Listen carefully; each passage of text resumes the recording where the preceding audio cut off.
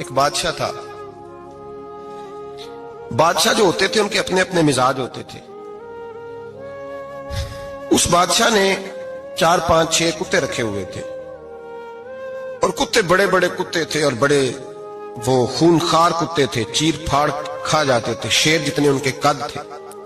بادشاہ تھوڑا سا کسی آدمی سے ناراض ہوتا نا تو ایک بہت بڑے پنجرے کے اندر ایک بہت بڑا سلاخوں کا گھر اس نے بنایا ہوا تھا, اس میں کتے ہوتے تھے اور کتے کو جب باندھ کے رکھا جاتا ہے تو زیادہ زہریلا ہو جاتا ہے, وہ زیادہ اس کے اندر کرواہٹ آتی ہے, زیادہ کاٹتا ہے. اس نے قید کیے ہوئے تھے, کتے تو بڑے زہریلے تھے. جس آدمی سے بادشاہ تھوڑا سا ناراض ہوتا نا تو وہ کتے کے آگے اس آدمی کو ڈالتا, کتے اس کو چیر پھاڑ کے کھا جاتے. یہ سزا تھی, لوگوں کو پتا تھا. بادشاہ کے وزیر نے بڑی خدمت کی بادشاہ کی, 35 سال تک نوکری کی. لیکن ہر سورج نے غروب تو نہیں ہوتا ہے نا, ہر چاند نے ڈلنا بھی ہوتا ہے.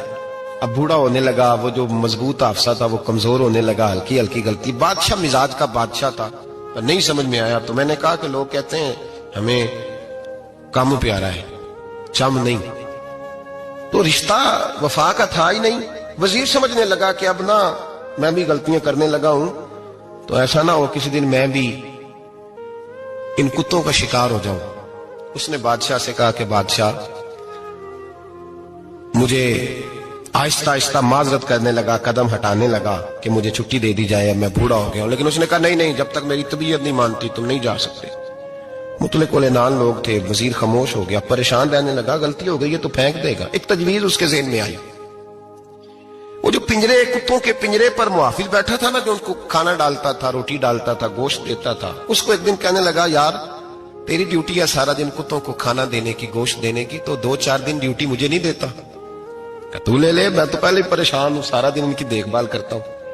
اس نے کچھ تھوڑا سا گوشت لیا, پنجرے کے باہر کھڑے ہو کے کتوں کو ڈالا. اگلے دن تھوڑی روٹیاں لے آیا, کتوں کو ڈالی.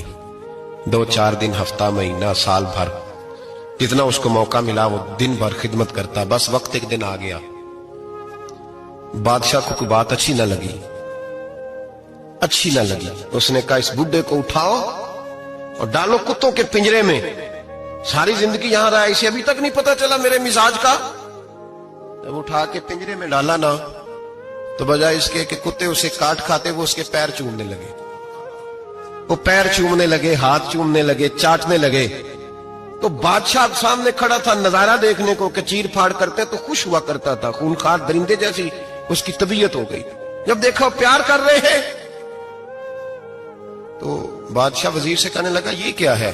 تو وزیر رو پڑا, کہنے لگا تو سیاستدان تھا تو میں بھی سیاستدان تھا, ساری زندگی سیاست کی لیکن دنیا داروں کے ساتھ رہا, تو انجام یہ ہوا کہ مجھے اس پنجرے میں ڈال دیا گیا. دیکھ تو بہت بڑا سیانہ تھا اور میں بھی سمجھدار تھا, وزیر رہا, لیکن ہمارا روح کا رشتہ نہ بن سکا. ارے ہم سے تو یہ کتے ہی اچھے نکلے. تیری 40 35 سال خدمت کی تو تو نے کتوں کے آگے ڈال دیا. انہیں تو چند مہینے روٹی ڈالی ہے, میرے وفادار ہو گئے. چند مہینے روٹی, جنہ تنا وچ عشق نہ رچیا کتے او نہ تھی چنگے.